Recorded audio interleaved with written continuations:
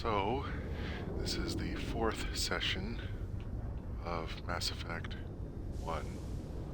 Making this for my dad.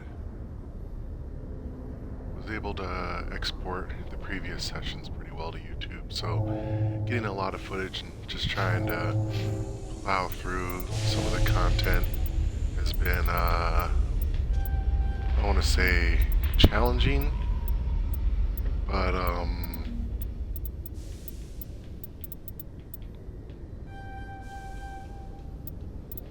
keep telling myself I should do some of the more video gamey elements of everything before the next stream, just to make it a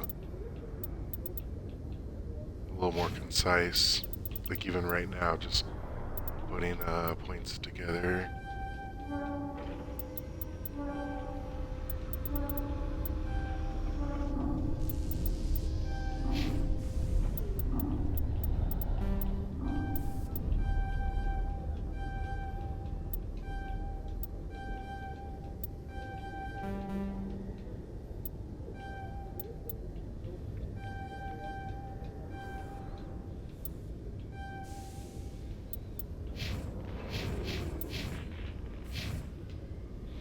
Okay, so where we last left off, Larry Shepard, aka my dad, is the first human Spectre, next to Captain Anderson. We're not supposed to know that, or like it's not that played as a huge enough deal.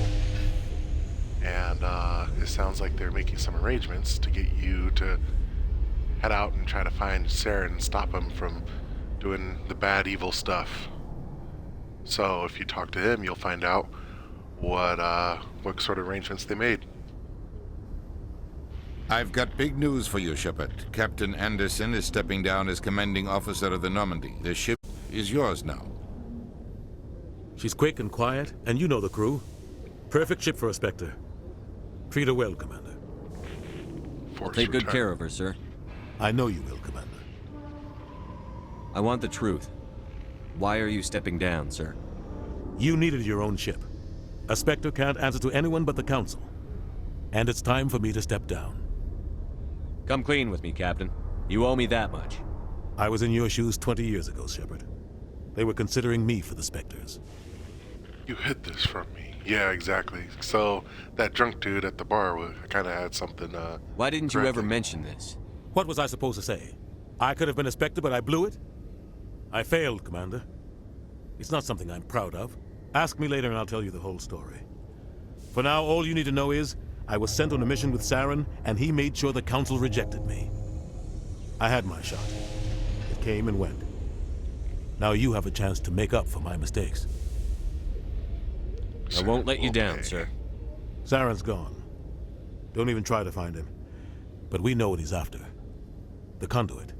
He's got his Geth scouring the Traverse looking for clues. We had reports of Geth in the Pharos system shortly before our colony there dropped out of contact, and there have been sightings around Noveria. Find out what Saren was after on Pharos and Noveria. Maybe you can figure out where the Conduit is before he does. Anything else? We have one more lead. Matriarch Benezia, the other voice in that recording. She has a daughter, a scientist who specializes in the Protheans. We don't know if she's involved, but it might be a good idea to try and find her. See what she knows. Her name's Liara, Dr. Liara Tassoni. We have reports she was exploring an archaeological dig on one of the uncharted worlds in the Artemis Tau cluster. And now this is a clever subversion because he's the Spectre. That means no one really, he doesn't like report to them, the human ambassador, or to Anderson. So regardless of what you say, even though we've been conditioned to be like, oh, the bottom right one is the evil answer. Sounds doesn't like matter we what should you head to the Artemis Tau cluster. It's your decision, Commander. You're a Spectre now. You don't answer to us. But your actions still reflect on humanity as a whole. You make a mess and I get stuck cleaning it up. This is the part where it goes back to kind of subtly telling the player that, okay, now you can be a jerk on the bottom right, be a good guy on the top right. I'll try not to make things any harder on you, Ambassador. Glad to hear it, Commander. Remember, you were a human long before you were a Spectre. I have a meeting to get to. Captain Anderson can answer any questions you might have. Yes, Commander? Just kind of walks up. How are you holding up?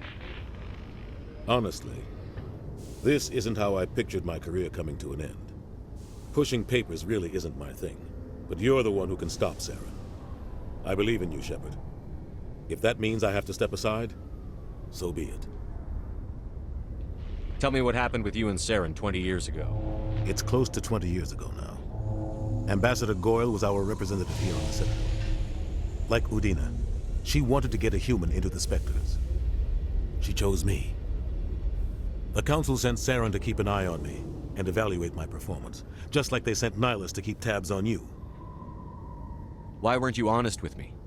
It's not something I'm proud of. I had a chance to become the first human Spectre, and I failed. Saren made sure of that. I think I deserve the whole story. We had intel on a rogue scientist being funded by Batarian interests. He was trying to set up a facility to develop illegal AI technology out in the Verge. Alliance intel had done all the work, but the Council wanted a Spectre involved. We compromised. I was assigned to help Saren in his investigation. We tracked the scientist to a refining facility on Kamala. He was hidden away somewhere inside, protected by an army of Batarian mercenaries. The plan was simple. Sneak into the plant, capture the scientist, sneak back out. Quick, quiet, and a minimum of bloodshed. I'm guessing things didn't go as planned. Saren and I split up to cover more ground. Then about halfway through the mission, there was a massive explosion in the refinery core. Officially, it was ruled an accident, but I think Saren detonated it on purpose to draw off the enemy guards. How many casualties? The explosion tore the refinery to shreds. The whole place was on fire. Black chemical clouds poured out into the atmosphere. Nobody inside survived. There was a camp for the workers and their families nearby. Between the fires and the toxic fumes, the final death count was over 500. Mostly civilians. Saren didn't care. The target was eliminated, mission accomplished. And I ended up taking the blame. That ended all talk of me joining the Spectres. Saren caused the explosion. How'd he pin it on you? In his report, Saren accused me of blowing his cover. He said it was my fault the guards were ready for us. He claimed that's why it turned into a massacre. Saren's report was all the proof the Council needed to kill my chances of becoming a Spectre. Not fair. Don't blame yourself, Captain. I don't. I blame Saren. I think he wanted things to go bad. He was looking for an excuse to blow that refinery. Maybe he just likes the violence. Maybe he was just trying to make me look bad to keep humans out of the Spectres. If so, he pulled it off. Then there's one more, like, that's not fair. The only thing but- I care about is stopping Saren. You're right, Commander. It's no good living in the past. I should go. I'll be here if you need anything. I should go. Alright. So, I think we gotta get pressurized into our new ship, the airlock. Stand by, shore party. Decontaminate. I heard what happened to Captain Anderson. Survives 100 battles and then gets taken down by backroom politics. Just watch your back, Commander. Things go bad on this mission, you're next on their chopping block. Don't worry, Seth Green. I mean Joker. Saren's out there somewhere, and we're gonna find him. Everyone on this ship's behind you, Commander. 100%. Intercom's open. If you got anything you want to say to the crew, now's the time. Let's keep this short. I think does a good job of just setting the tone, but I love how it still gives you an option to be righteous or a douche. This is Commander Shepard speaking. We have our orders. Find Saren before he finds the conduit. I won't lie to you, crew. This mission isn't going to be easy. For too long, our species has stood apart from the others. For us to step up and do our part for the rest of the galaxy. Time to show them what humans are made of. Our enemy knows we're coming. When we go into the Traverse, Saren's followers will be waiting for us. But we'll be ready for them, too. Humanity needs to do this. Not just for our own sake, but for the sake of every other species in Citadel space. Saren must be stopped. And I promise you all, we will stop him. Well said, Commander. Captain would be proud. We'll let him down. He doesn't matter. The captain gave up everything so I could have this chance. We can't fail. Yes, sir. Get those good guy points. Walk over here. Maybe there's some side conversations happening. If anyone has to take over for Captain Anderson, I'm glad it's you. I'm not sure about having non-humans on our ship, though. Oh, yeah, he's still, We're all on the same team here, Presley. With all due respect, sir, that's what they said about Nihilus. Look how that turned out. that's true. Speak freely, Presley. I want to know if you have a problem with non-humans. It's not that, Commander. Humanity has always handled its own problems. Saren attacked one of our colonies. We should be the ones to stop him. We don't need their help. Some people think asking for help is a sign of weakness. That's just being stupid and stubborn. No matter how strong you are, allies can make you stronger. I guess so. Maybe I'm just stuck in the old ways of thinking. But don't worry, Commander. This won't be a problem. Carry on, Presley. Yes, sir. Yeah, you better be fine. This takes you down, yeah. And this is the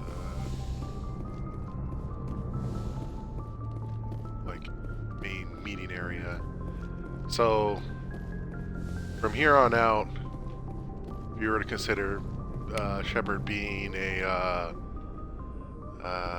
Spectre, the end of Act 1, now Act 2 is about to start, where you kind of make your own path across the galaxy. There's obvious decisions that you can make on how things progress, as well as some of the side missions that you picked up from the Citadel that you'll pick up later on your travels. And then one of the cool things about the Mass Effect universe is all these different side conversations you can have in between missions. You just go up to some of your crew and just start talking to them. Anything you need, Commander? Just trying to get a sense of where the crew's at. Thoughts? I've wasted enough of your time for now, Commander. We'll have time for personal debriefings later. What's your opinion on the last mission? I don't see how we could have done things any better. At least not without getting to Eden Prime sooner. And we were on the scene faster than any other Alliance ship could have been. We'll talk another time, Lieutenant. Commander? There isn't really much to add for... Well, yeah, this is the personal, commander area. Well, everyone else has their own little sections. There's a locker, yeah. Where you can pick up some stuff in between missions.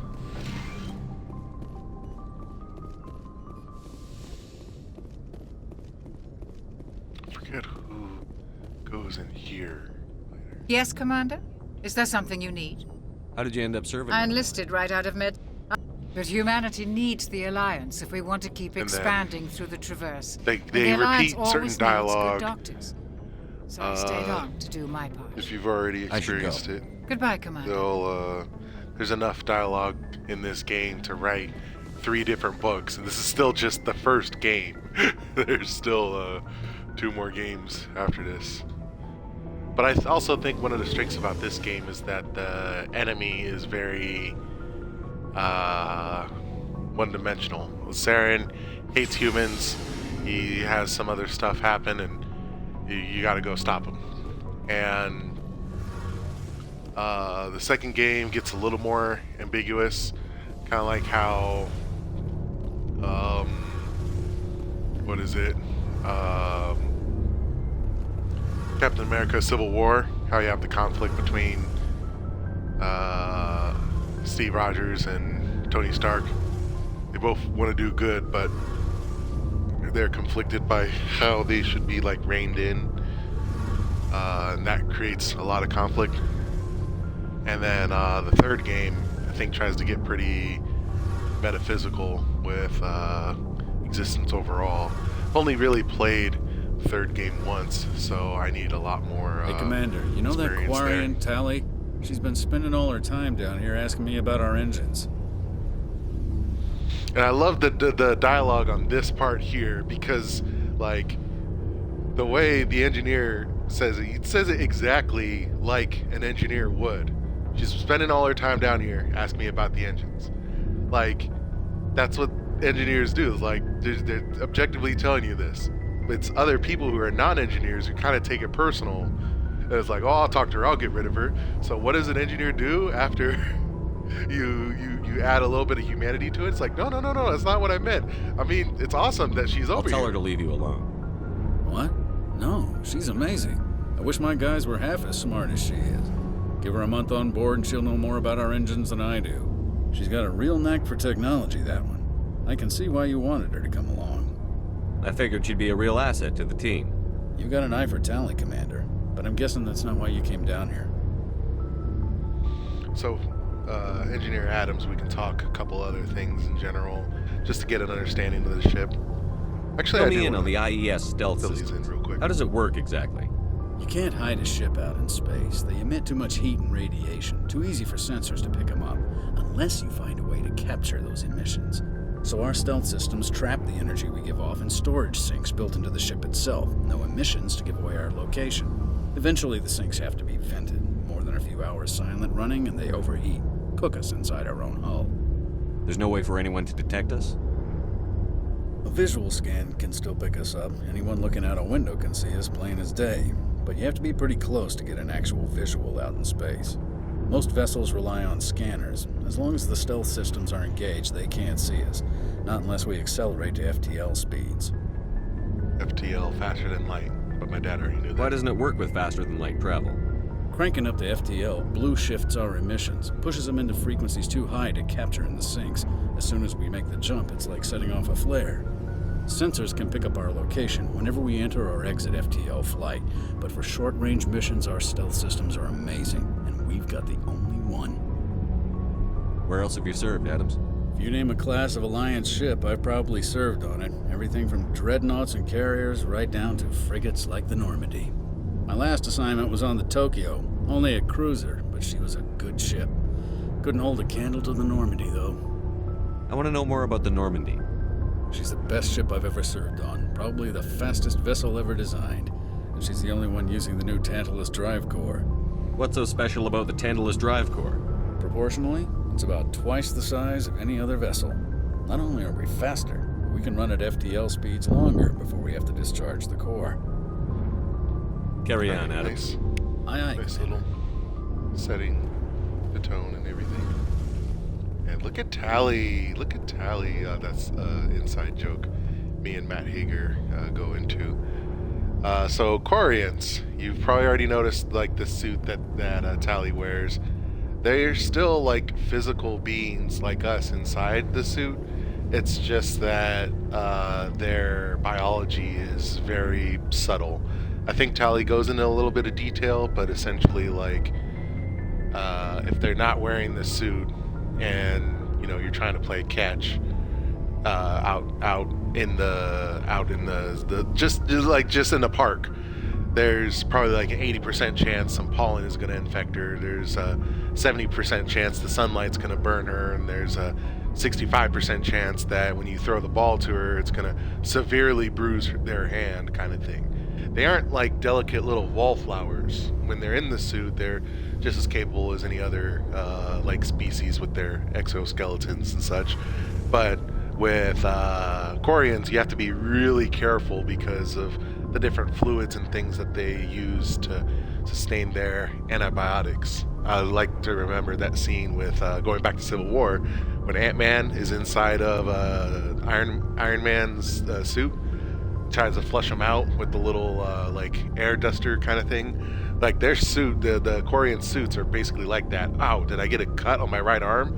Immediately applies some sort of like first aid and things based on the section of the cut in the arm, and try to make sure that the core vitals of the Quarian is protected.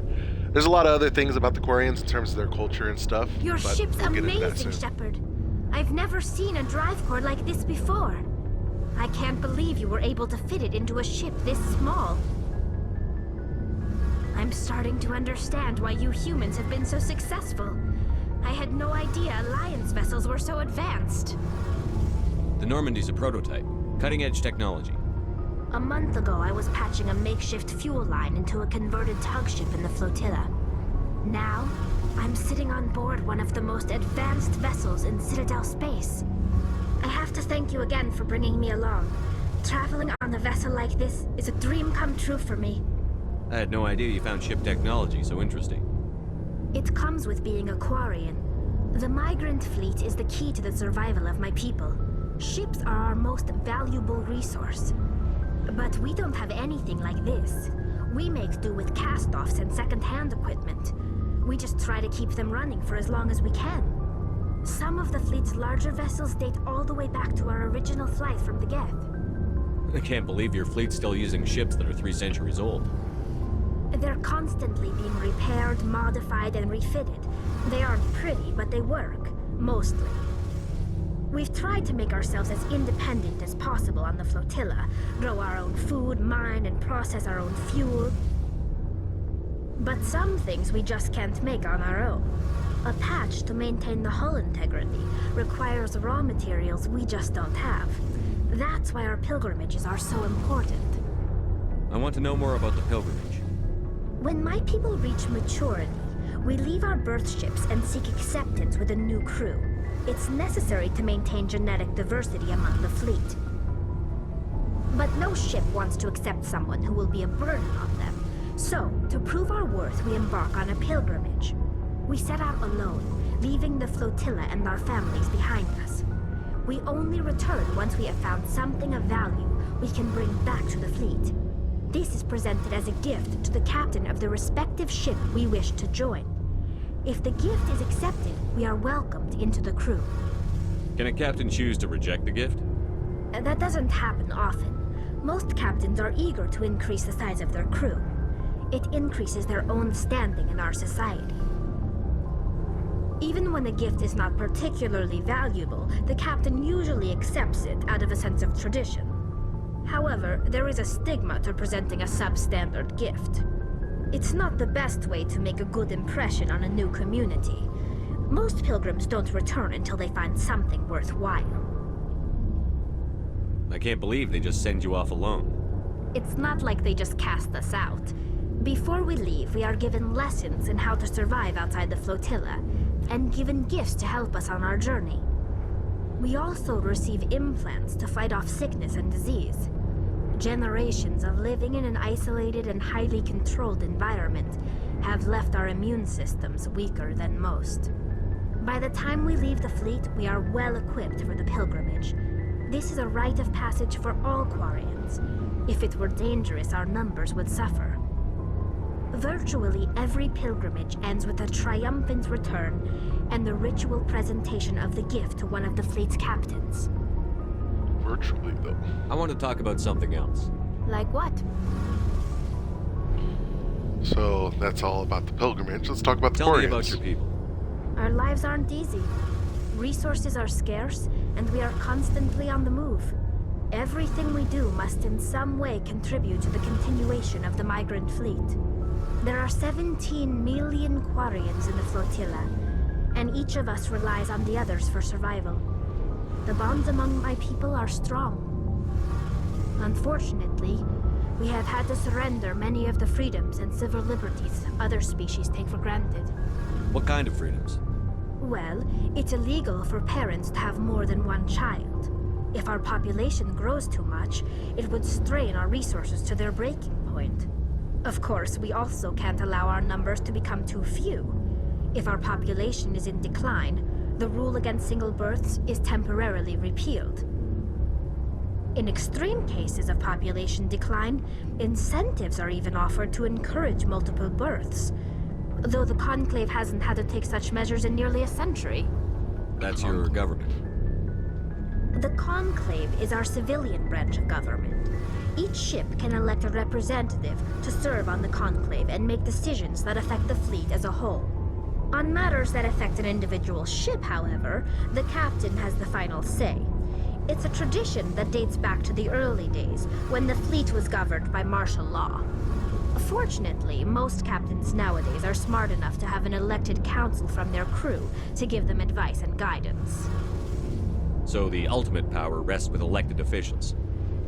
In practice, the Conclave and the respective council for each ship tend to set the rules that govern our daily lives, but in theory we are still under military jurisdiction. The 5 top-ranking military officials in the fleet serve on the Admiralty Board. These 5 have the power to overrule any decision by the Conclave in case of emergency. To do so requires unanimous agreement among the Admiralty, and they can only do this once. After that, the entire board must resign their posts. It's a safeguard that served us well. In nearly 3 centuries, the Admiralty Board has only overruled the Conclave 4 times. That's actually pretty neat how some of the geopolitics work with the Quarians. But we're going to talk about the Geth now, which is not as neat. It's kind of scary. I want to know more about the Geth. I doubt I can tell you anything you don't already know. It's been almost 3 centuries since they drove my people into exile. All I know is the story of their origins, what they were when we created them, and how they turned on us. Interesting. The Geth were originally created to serve as an automated manual labor force. Initially, their intelligence was as limited as any VI. Over time, we made small modifications to their programming to allow them to perform more varied and complex tasks, bringing them closer and closer to true AI status. How come the Council didn't step in and stop you? This wasn't true AI research. We may have been skirting the bounds of the law, but we never did anything that was actually illegal. The changes were so insignificant, so gradual, that we were able to control them. Or so we thought. But one thing we underestimated was the power of the neural network. A million Geth thinking simultaneously created an inherently unstable matrix. So, the Geth share brain power? Many of the Geth's logic systems were designed to work in concert with other nearby Geth. Basically, the more of them you have in a group, the smarter they are. So there's some sort of group consciousness? No, nothing like that. They cannot share sensory data or information. Their programming cannot handle that much simultaneous input. Each Geth maintains an individual awareness and identity. The neural network only operates on a process-based level. It's basically the synthetic equivalent of a subconscious. But when they're in close proximity, they can coordinate low-level functional processes, freeing up more capacity for original or independent thought. I don't know if she uses an example when you say I don't get it, but I'd like to think that that quote from Men in Black in reverse, the first Men in Black, where Will says to Kay, like, why don't you tell people? People are smart. Oh, a person is smart. People are dumb, moronic, panicky, and you know it. So it's like the opposite. If you get a group of like 10, 12, 30 people, and there's like some sort of common task out there, and like at a certain point, 29 of those 30 people are going to be like, I need someone to tell me what to do. But in the Geth's case, no, they don't need someone to tell them that we need to allocate tasks across this this thing that's happening. They just do it because they're all in a group, instead of just one person being like, this is too much for me, I gotta go find help. That doesn't make any sense. I'm probably oversimplifying. The Geth are incredibly advanced and complex creations. All you need to know is that they get smarter when they gather in large numbers. As we built more and more Geth, their effective intelligence became more sophisticated, more abstract.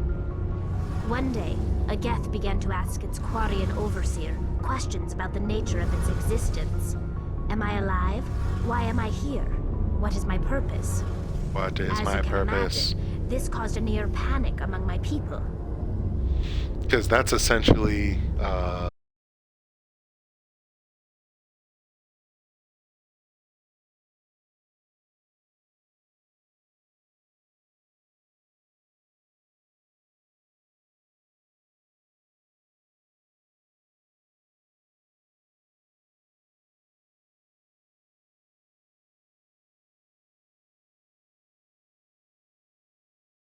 I serve, you tell them, oh, you're just a machine for our doing. Like, well, obviously a lot of the sci-fi things go towards negative and assume rebellion and stuff. But in this context here, I don't see what's so bad about those questions. The Geth were created to engage in mundane, repetitive, or dangerous manual labor. That's fine for machines, but it won't satisfy a sentient being for long. The Geth were showing signs of rudimentary self-awareness and independent thought. If the Geth were intelligent, then we were essentially using them as slaves. It was inevitable the newly sentient Geth would rebel against their situation. We knew they would rise up against us, so we acted first. A general order went out across all Quarian-controlled systems to permanently deactivate all Geth. The Geth responded to this order violently. You can't blame them for fighting for their survival. We had no other choice. The Geth were already on the verge of revolution. By acting quickly, we had a chance to end the war before it began. The hope was that most of the Geth would still be little more than machines, incapable of organized resistance. But they had progressed much further than anyone anticipated. The war was long and bloody. Millions upon millions of Quarians died at their hands. In the end, we were forced to flee our own homeworld. We feared the Geth would pursue us, but they never came beyond the Veil. Now we drift through space, exiles searching for a way to reclaim what was once ours. So I don't know if they defended It's hard to feel yourselves. sorry for you. Yeah, there it goes. Your ancestors tried to wipe out another species. We made a mistake when we created the Geth in the first place. But we did not make a mistake when we went to war against them. If we had not acted, they would have wiped us out. They're a synthetic life form. They have no use for organics. None. Why do you think they cut themselves off from the rest of the galaxy? Why do you think they've killed every organic being who's ever tried to contact them? And this is where a lot of the nuances in the sci-fi realm kind of They didn't kill Saren. What does that tell you? The Geth are not innocent victims in all this. They're the enemy. They want to destroy us. Not just the Quarians. All organic life. That's why they've joined up with Saren. And that's why we have to stop him. So I want to go back to the Geth and do that one other piece I want to of know more dialogue. I doubt I can... All I know is the story. Over time. But one thing That we is skipped, I think. many of What the... made them rebel? Oops. As you can imagine, this caused a near... What did you do? A general order went out across all Quarian... Can't blame. We feared the Geth would pursue us, but they never came. Why do you think they cut themselves There off it from is, the sorry. rest of the galaxy? I didn't mean to offend you. I'm sorry. I didn't mean to get so worked up. Most Quarians tend to have pretty strong opinions about the Geth. So that's the note that I kind of wanted to end I should on go. because See you later. the story with Tali and the Quarians is very complicated. A lot of the other characters in this series are a lot more straightforward, and you actually have much more comprehensible routes. You can talk to them in ways that just make more sense for common people to interact with. Whereas as you get to know more about Tali and the Geth and the Quarian race overall, it gets pretty complicated. Not to mention that in this game there are romantic leads that you can do as you progress things further. So me being a male, in the first game, your decisions are pretty binary. You gotta find female and see if like you act in a certain way around them interests them. With Tali in this game, that doesn't actually happen in this game. There wasn't either enough development time or something to allow her route to be more fleshed out. So I wanted to spend a lot of time over there. This guy, I think, just Commander. allows us Looking to for some extra buy supplies things. before you head out? What have you got? Whatever you want. Armor, weapons, mods. It's not standard Alliance issue, but that's not necessarily a bad thing. Well, as long as you don't mind paying for it. Why should I pay you for my weapons and armor? My stuff doesn't come from the Alliance. I have to purchase it myself, and it's not cheap. Hell, the licenses alone have set me back more than I'd like. But no licenses, no goods. Without the goods, I'm out of a job. Let's see what you've got. You bet, Commander. So essentially, when I was in the Citadel, and at the bottom of a lot of the,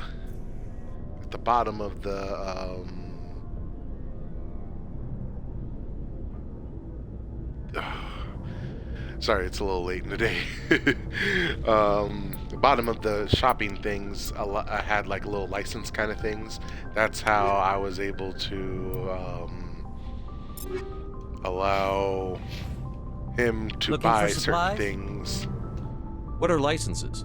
Why do you need them? Without actually going to the Citadel. Manufacturers sell licenses. Each license allows me to buy and sell a certain brand of products. I already have several basic ones, but you'll need to buy more if you want me to bring in different brands. Many of the best licenses are hard to get, but they're well worth the cost if you can find them. What are the different manufacturers? There are too many for me to keep track of, but each license will explain what it's good for. How often will you get new items? Well, that depends on how many and anytime we land someplace with a big enough port, I'll check back often. I need to move items quickly, so only the no problem. Keep checking back. Alright, so next up, we've got two of my favorite characters in the game. Not that I have anything terribly like wrong or like any like crazy biases towards others. Yeah, let's go ahead and talk to Ashley. We'll save Rex for last because he's my favorite. Commander? What's your opinion on the last mission? Kinda wish you'd got there sooner, Commander. No offense, I appreciate the rescue. I just wish... You wish we'd been able to save the rest of your unit? Basically Yes, repeating sir. what Caden said, If I had been because more you've alert, only gone on one we wouldn't mission have in been this cut game down so by far. an ambush. The Geth are perfect ambushers. They don't Sir, move. they have flashlight heads. I'll make sure it doesn't happen again. I think we already talked about that again. She's a little quippy with some of her You things. have I a like few her. minutes to talk one-on-one. Just not as much as the rest of the people. I'm sorry, Commander. I need to get my duties squared away. I wouldn't mind talking more later, though. So right there is basically like the gamer equivalent of, oh, you can continue like a very specific Dismissed, conversation, just not at this moment. So in between big missions, you talk to someone and then maybe they'll be like, hey, I have something to say. Talk to me after this mission. Or something. Thanks for bringing me But since on we board, Commander. just got I knew this working crew. with the Spectre would be better than life at CSEC. Have you worked with a Spectre before? Well, no, but I know what they're like. Spectres make their own rules. You're free to handle things your way. At CSEC, you're buried by rules. The damn bureaucrats are always on your back. Garrus is a neat person to talk to because you agree with him a lot on things, and the route that he goes as the game continues forward is very particular, but in this For the most playthrough, we're part, still the going to be rules are there just for good. a reason. Maybe. But sometimes it feels like the rules are only there to stop me from doing my work. If I'm trying to take down a suspect, it shouldn't matter how I do it, as long as I do it. But And CSEC wants it justify the done means. their way. Protocol and procedure come first. That's why I left.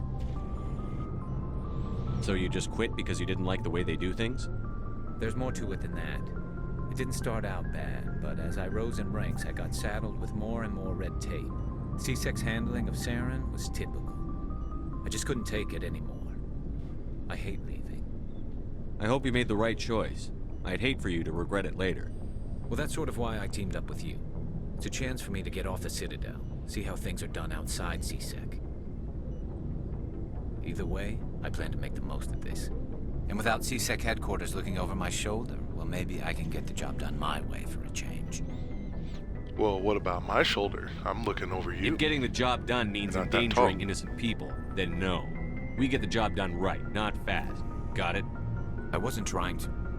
I understand, Commander. See, like right there, that was actually really subtle with the way that, like, he's the kind of like bro, like, yeah, let's go, man. Like, not necessarily screw the law, but like, we can handle business in our own way. And if you come at him a little too, what's the term? Like, trying to be all righteous and uplifting kind of thing, then he kind of doesn't, you don't build as strong of a connection. I think I need to step away for a bit because my cat's being a little too inquisitive about something. And yep, there they go. They're going past a particular point I don't want them to be in.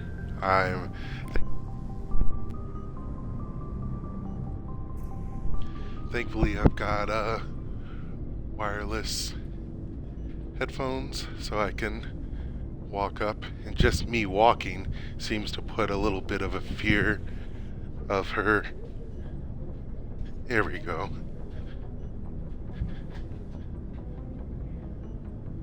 I wonder if the meow just got picked up or not.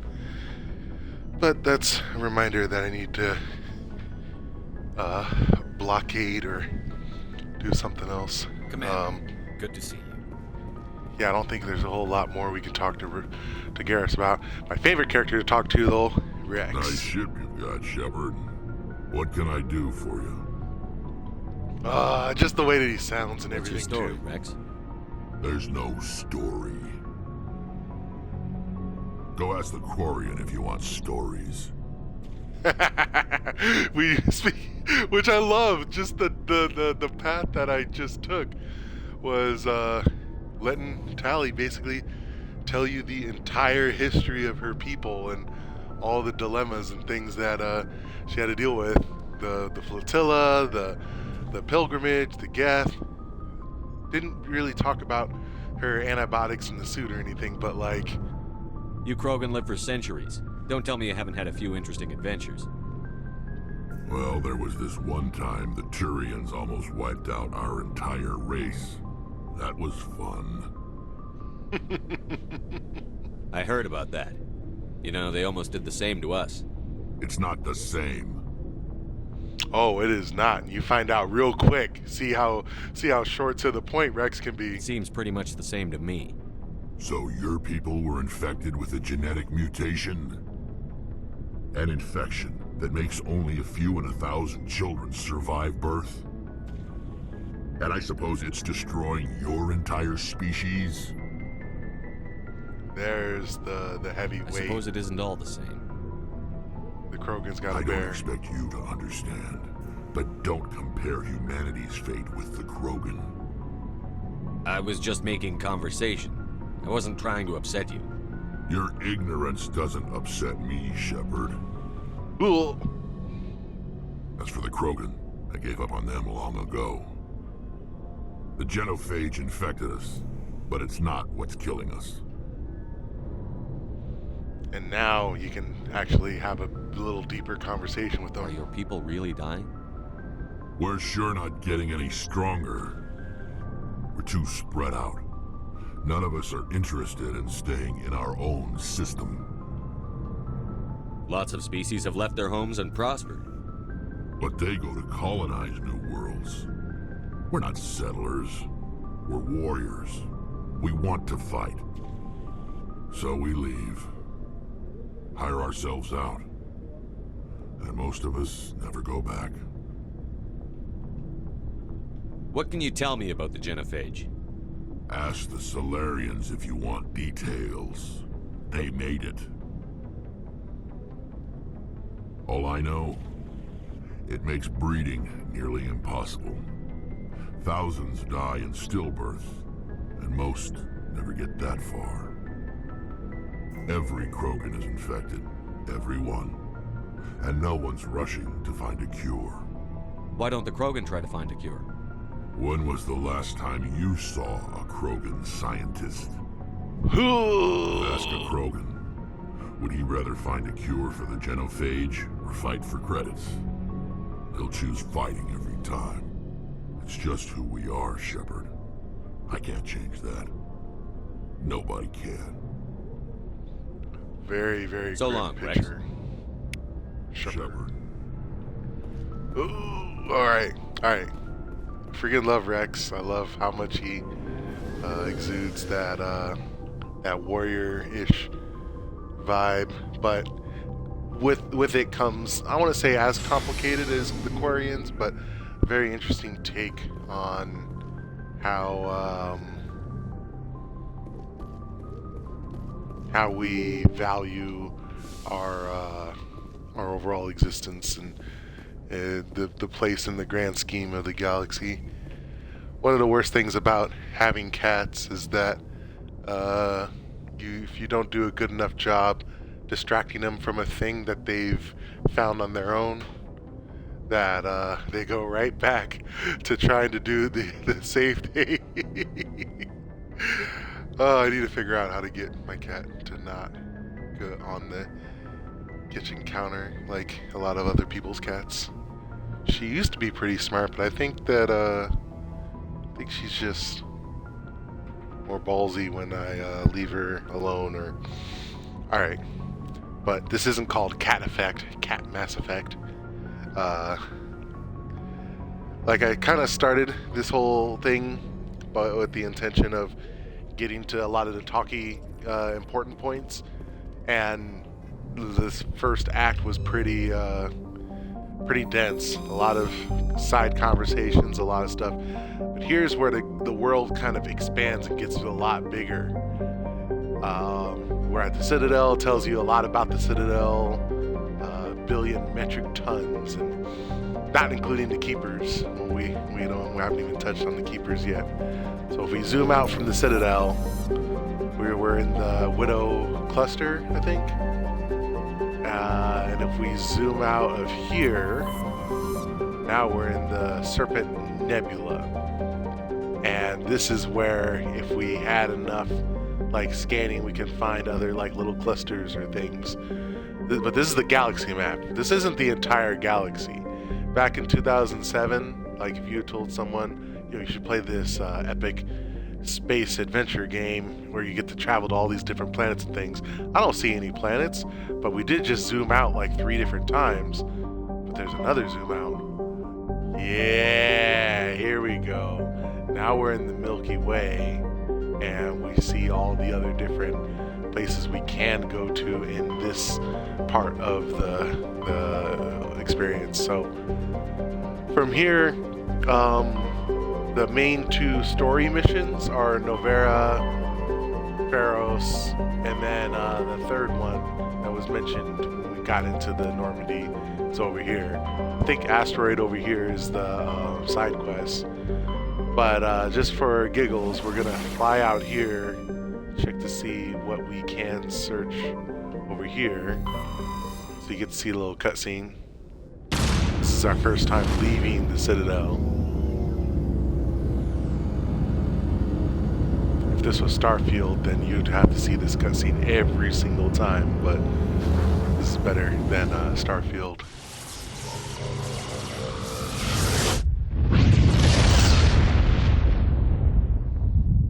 And now, boom, faster than light Message travel. coming in, Commander. Big surprise, the Alliance needs you again. Shepard, this is Admiral Hackett with Alliance Command. We've got a mission for you. An Alliance officer named Major Kyle has set up a small compound in the Hulking Eta cluster. He's attracted a number of followers, mostly biotics. He's become an outspoken critic of the Alliance, and we believe he's mentally unstable. This could be trouble, Shepard.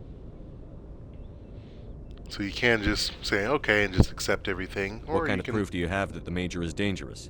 3 days ago, we sent 2 Alliance representatives to meet with him at his compound. They've disappeared. We believe Kyle and his followers killed them. That compound is a cult, Shepard.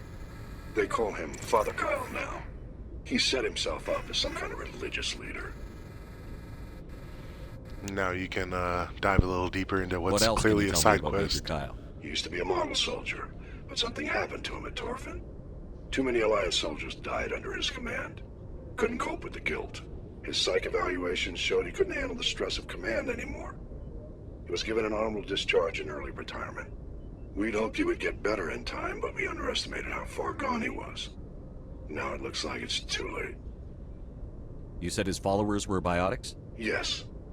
Major Kyle never showed any biotic tendencies himself, though. I think he's just latched onto a group he identifies with. Many biotics feel marginalized or ostracized by society. Kyle probably sees them as victims who need his protection, and they see him as someone who will fight for them. Unfortunately, he's convinced them that the Alliance is somehow responsible for all their problems. We can't let him go on like this. And then the What last were those part. Alliance representatives going to talk to Major Kyle about? They wanted to bring him back to an Alliance facility for treatment. Major Kyle served us faithfully for many years. We weren't going to abandon him. Given his state of mind, however, he probably saw them as a threat. We're almost certain he had his followers killed him. I might be able to end this without violence. You serve with him. He might listen to you. But he's already killed 2 Alliance representatives. I trust you to use your judgment. Hack it out.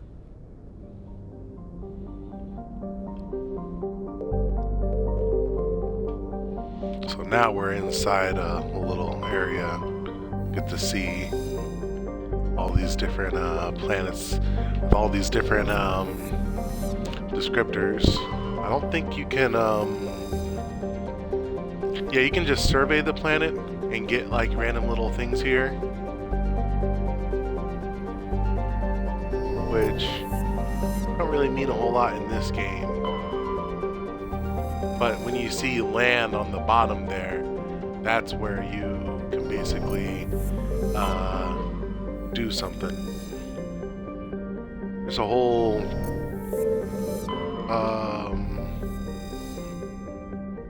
glossary of the different kinds of planets and things here.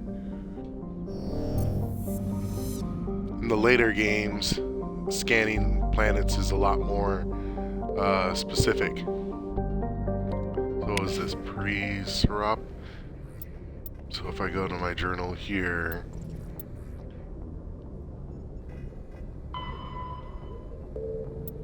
oh, not that one. Yeah, Major Kyle, that's the one.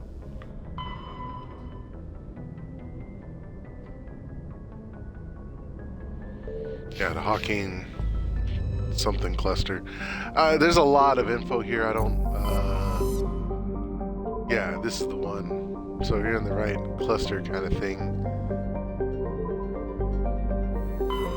So maybe the place where we're landing right here actually continues this side quest. Since it is a side quest, though, I kind of want to jump in just to show you what it's about. And then, I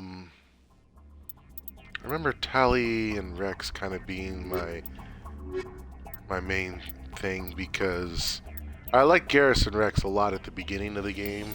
But Tali's a little squishy, but we need her for hacking a lot of stuff.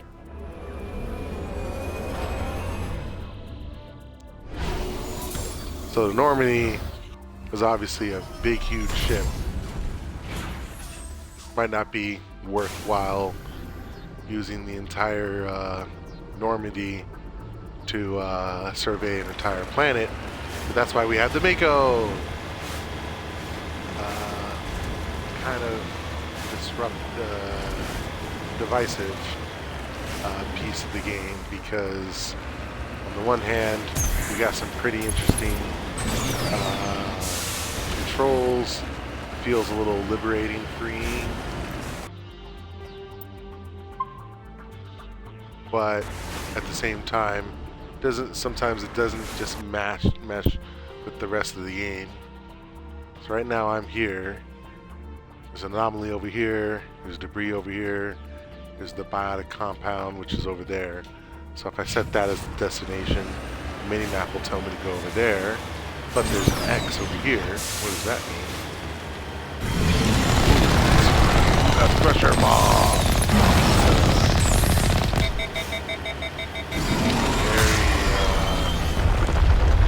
Very powerful.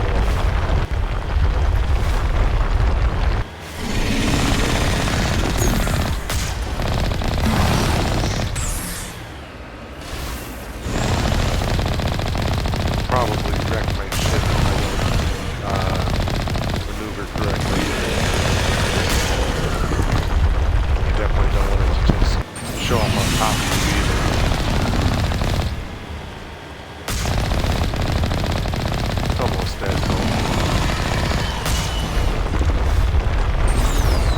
fight one of those on land.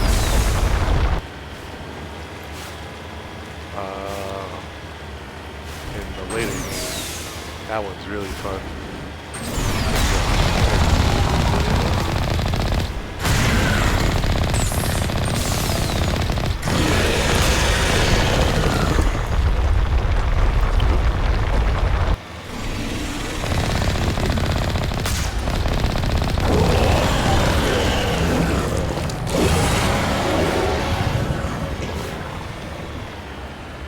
Nice and easy to level up. I think there's a way to get out of the ship. Heading to position. Of course, we're in space, so we gotta wear our helmets.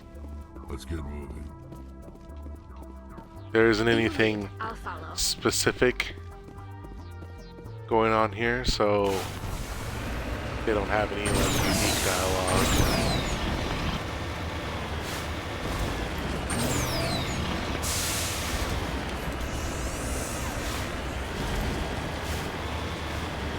I used Omni-Gel to repair the ship.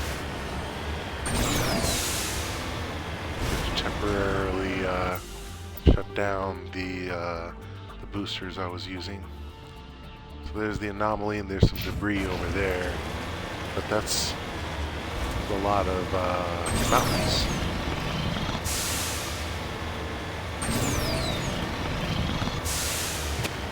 But it's okay, you're the Mako. It's built to do these sorts of things.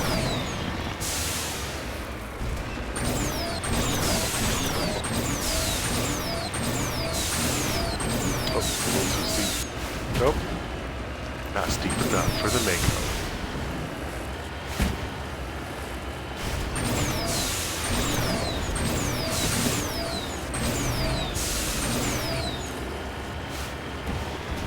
I'd like to think that even though I've played a lot of video games, that my real life driving helped me be a better pilot for certain scenes like this.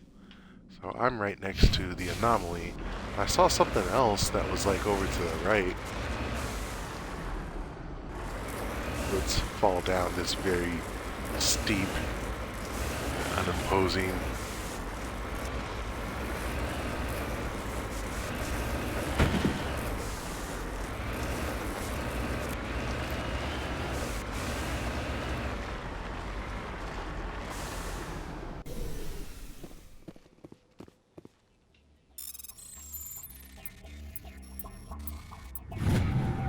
There we go. Turret insignia. Get some credits and some little things.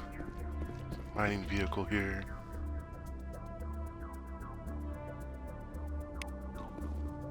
I'm right here.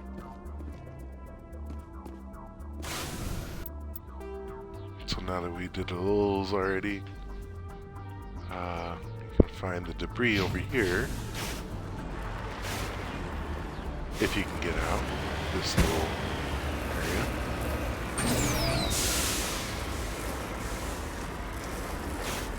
Underestimated the angle there.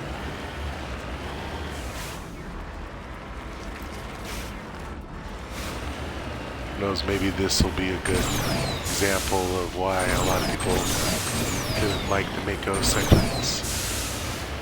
Got changed a lot in Mass Effect 2 and 3.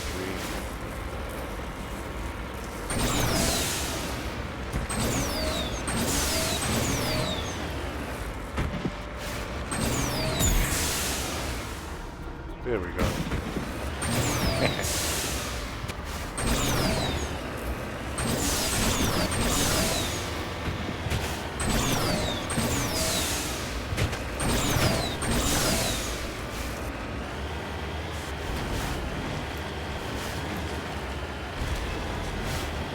Now we check out what this debris is.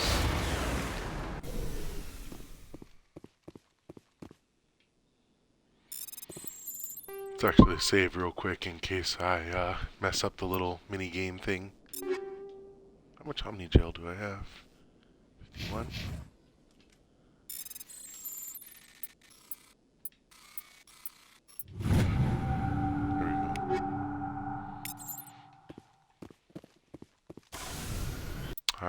And then the last place that we're gonna go is the Biotic compound over here. I'll probably finish this little side quest and then that will be the end of this session. If you're tuning in, sorry for not directly engaging with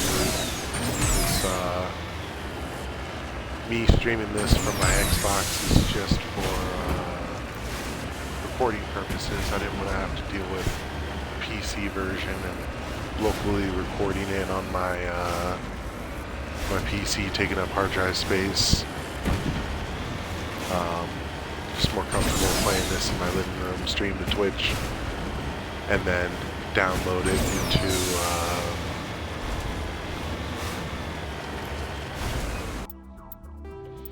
download it from there. Also upload it to one of my side YouTube channels for additional resourcing. So as you roll up to this little compound here, looks like everything's all good. There's even some materials over here.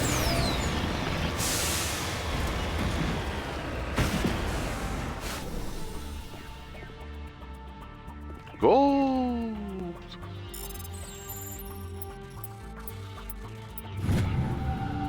I like gold!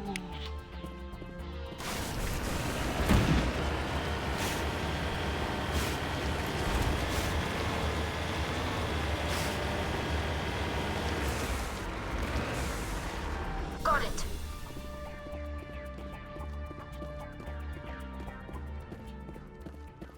This is a private sanctuary. Outsiders are not welcome here. You can't. I need to talk to the man in charge. It's important. Father Kyle wants nothing more to do with the Alliance. I want this to end peacefully. If he doesn't see me, people could get hurt. We won't let you take Father Kyle away. He protects us. We need him. He needs my help. The Alliance wants someone to pay for those murders. Let me speak to Major Kyle, and maybe I can find some way to help you all get out of this alive. Wait. Father Kyle will speak with you. Head to the building at the far end of the compound. He'll meet you there.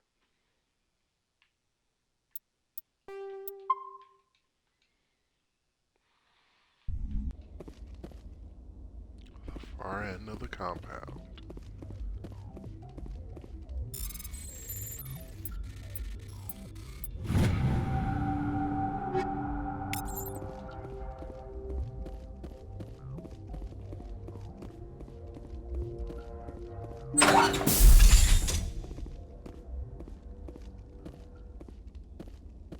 These people would have been, The Alliance sent assassins to kill Father Kyle, but we stopped them.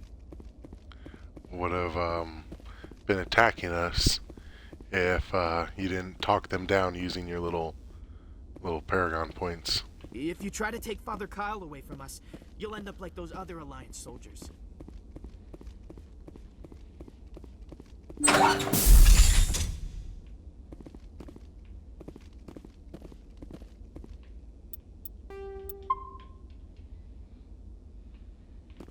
Nobody cares about us biotics. We have to look out for each other. Ready whenever you are.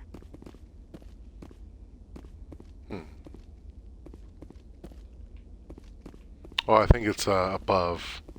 Yeah, there's like a little second floor.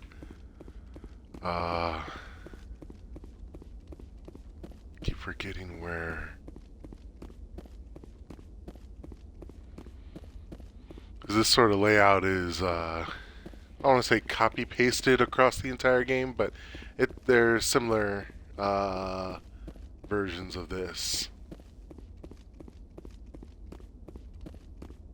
There's another video game series called Fallout that deals with like a post-apocalyptic Earth situation where you don't always have to shoot 'em up, pow, pow to get what you want.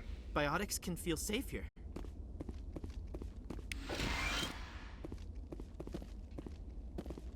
Alright, I thought I was here, but apparently not. Biotics can feel safe here.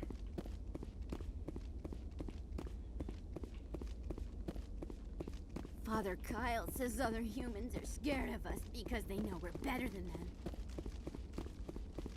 We can't trust the Alliance. Or maybe when they said go to the place on the outside, far outside of the compound, they meant something else.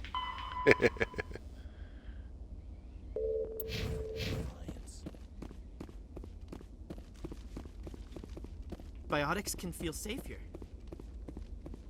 Ooh, there's a lock. Let's try it without saving. There we go.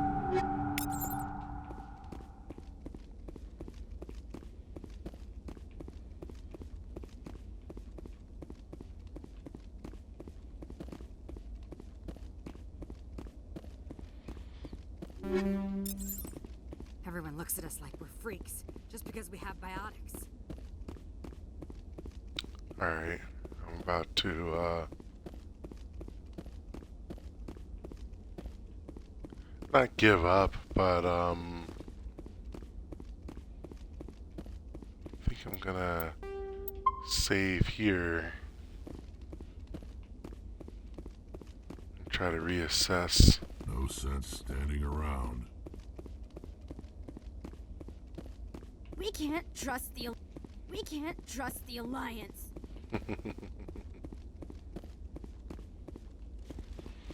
Let's try to go up the stairs one more time. Make sure I exhausted all of my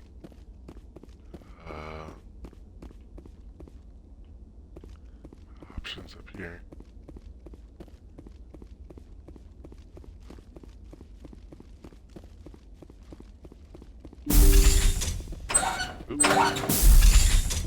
Just because we're biotics doesn't mean we don't deserve to be treated fairly. Those other men from the Alliance tried to kill Father Kyle.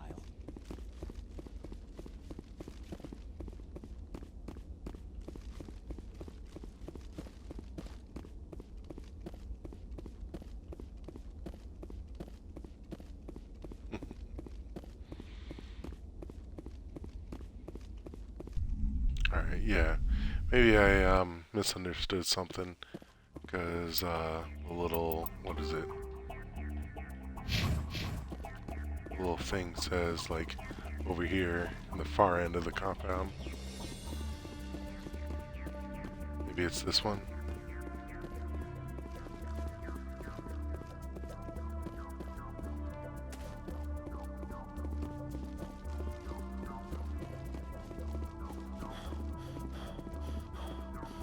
Yeah, there was a different compound over here.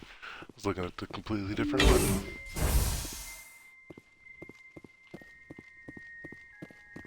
Thankfully, these people are still not competitive. For now.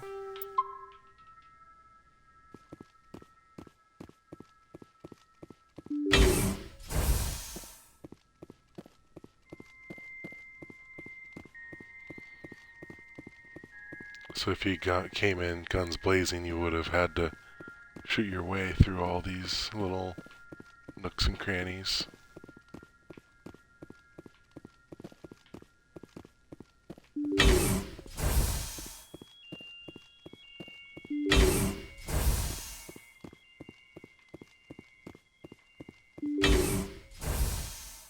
Oop. I am Major Kyle. I know why you've come. We have no quarrel with you. Why can't you just leave us alone?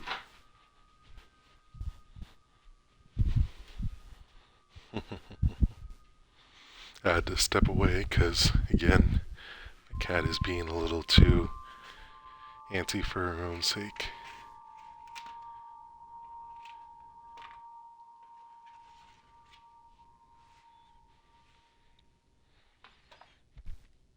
So if I choose that left option... What happened to those other Alliance officers? The ones who came before me? They wanted to take me away from here. They wanted me to abandon this place, turn my back on my family. They spoke blasphemy. Blasphemy. I did what I could to make their end quick and painless. I had no other choice. It was necessary to protect my children. Only I can keep them safe. The Alliance sent me to bring you in, Major. Can't you see this has gotten out of hand? Don't you understand you're endangering your followers? I respect that you have come under a banner of peace, but I cannot do as you ask. If you take away their father, my children will be helpless. You ordered your followers to kill those Alliance investigators. You must face the consequences of your actions. Do you really want your children to suffer for your sins too? No, this was my fault. My children are innocent, pure. Please, I never meant for this to happen. I'm sorry. You're doing the right thing, Major. Your children will be better off for it. Come on. Wait, if my children see you taking me away, they won't understand. They will attack and you will be forced to kill them all. You have shown me the error of my ways, Commander. Now you must give me time to explain it to them. It is the only way they will understand. Please, give me 1 hour. After that, I will meet the Alliance authorities at the gates of my compound and surrender without violence. I give you my word. I'm going to trust you. If you betray that trust, you and all your children will suffer. I will not betray you, Commander. Thank you for this. Your pilot can have an Alliance command patrol pick Major Kyle up. I just hope you know what you're doing, Shepard. Return to notify. We can't trust the Alliance. I'm gonna do a separate save right here just to make sure I didn't, like, skip a step or something. Biotics have to stick together. But that was definitely a non-violent way of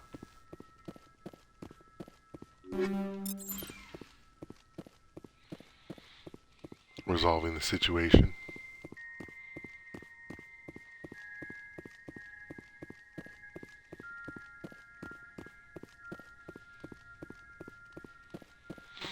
Could have sworn that there was like some situation where you're like trying to walk out of the area, and then someone's like, "No, don't let him go," and then they start attacking you.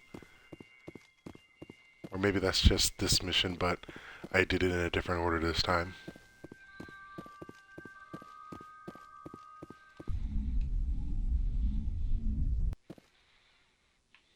Alright.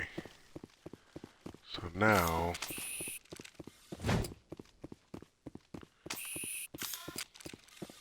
there's probably more that you can do.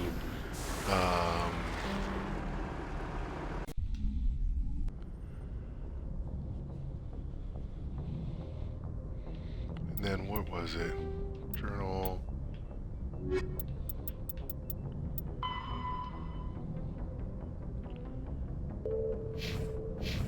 If I talk to the message coming in. Galaxy map again, there it is. Patching it through. Admiral Hackett here, Commander. Your helmsman just forwarded your report on Major Kyle. We sent in a team as you instructed. Kyle's followers have disbanded, and the Major surrendered to us without incident. We'll make sure he gets the help he needs. To be honest, Shepard, I thought this thing was going to end in a bloodbath. I don't know how you did it, but you saved a lot of lives. Congratulations.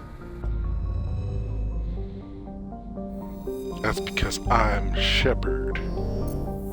I should go. Alright, there's all these other ones that we can go to. I think only some of them become important later. I'm going to do Pharos as the start of the next one. So I'm just going to prime it and get it ready. Then I think we're going to do the Liara T'Soni one next.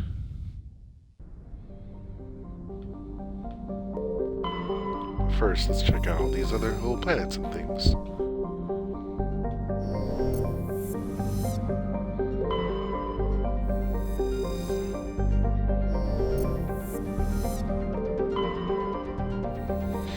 This song kind of gets reused in Mass Effect 2, and it kind of becomes a bit more zen as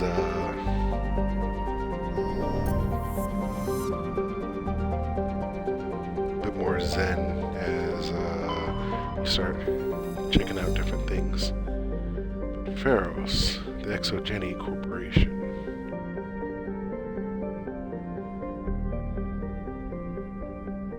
Alright, this is the next spot we're gonna go. We're gonna land here, we're gonna settle in for a little bit, find out what's happening, and then I'm gonna end the stream from there.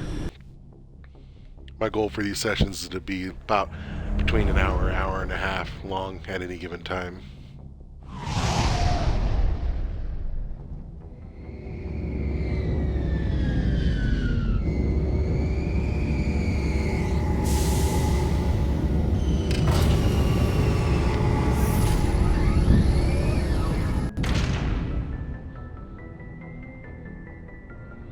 So now that we landed here, the additional step of actually getting off the ship through the little, oh yeah, we didn't talk to Joker at all. Commander, something you need? How's the Normandy performing? Is she everything they said she'd be? She's the best ship in the fleet, if you've got a pilot who knows how to handle her. Balance isn't what you'd expect. Takes a while to get used to that oversized drive core we got stuffed in the back, and her power can sneak up on you if you're not careful.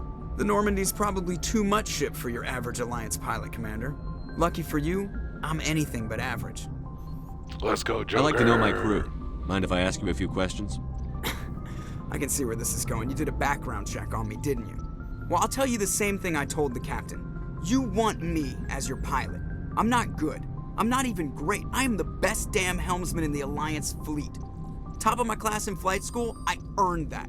All those commendations in my file, I earned every single one. Those weren't given to me as charity for my disease. He has a disease. I'm sorry, Joker. I didn't even know you were sick. You mean you didn't know? Oh, crap. Okay, I've got Vrolik syndrome, brittle bone disease. The bones in my legs never develop properly. They're basically hollow, too much force and they'll shatter. Even with crutches and my leg braces, it's hard to get around. One wrong step and crack! It's very dramatic, but I've learned to manage my condition, Commander. Put the Normandy in my hands and I'll make her dance for you. Just don't ask me to get up and dance unless, you like the sound of snapping shin bones. I need to know more about this Vrolik syndrome if I'm putting my ship in your hands. Yeah, of course you do. It's an extremely rare condition. Nobody knows exactly what causes it. Genetic, maybe. It's treatable, but there's no cure. They classify my case as moderate to severe. I was born with over a dozen fractures, hip, thighs, ankles. My bones were already breaking in the womb. 100 years ago, I wouldn't have survived past my first year. Lucky for me, modern medical science has turned me into a productive member of society. You're not gonna break a bone trying to fly the ship, are you? I don't fly with my feet, Commander, so I'm fine as long as I'm in this chair. I gotta be real careful when I get up to take a piss, though. I can do my job as well as anyone on the ship. Better, actually. So don't worry about it. I'm not trying to make you uncomfortable. Let's talk about something else. Whatever you want, Commander. Why does everyone call you Joker? It's a lot shorter than saying Alliance Flight Lieutenant Jeff Moreau. Plus, I love to make little children laugh. I was just thinking how much you remind me of Santa Claus. Look, I didn't pick the name. One of the instructors in flight school used to bug me about never smiling. She started calling me Joker, and it stuck. Why didn't you ever smile? Hey, I worked my ass off in flight school, Commander. The world's not gonna hand you anything if you go around grinning like an idiot. By the end of the year, I was the best pilot in the academy, even better than the instructors, and everybody knew it.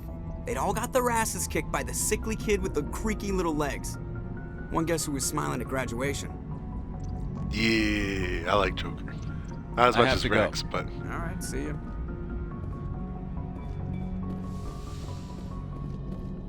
Alright, we're gonna exit the Normandy. I think we're gonna take the same crew we did earlier. Rex and, Tally.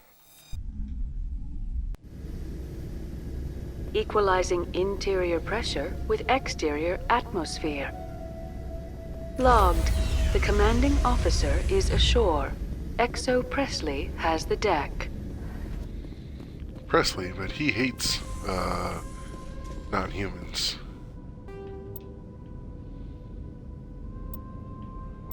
Let's, continue on save 2. We saw your ship. Fidan wants to speak with you immediately. Who? Who's Fidan?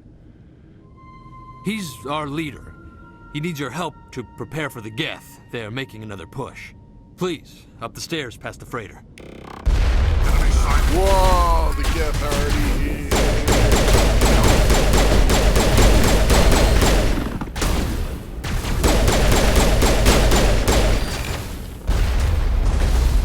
You know it's a Geth attack when they've already changed the radar on the bottom right.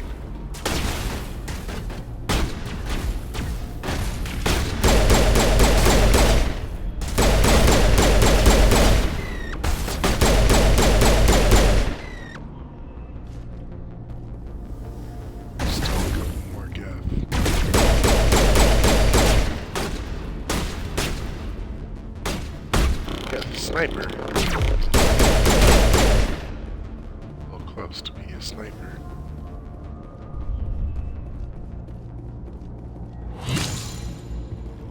Ooh. Ooh. Sneaky.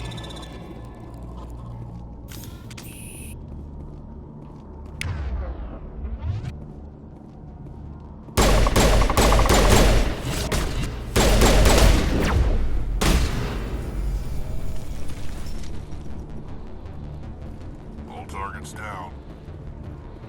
Good job, Rex. Good job, Tally.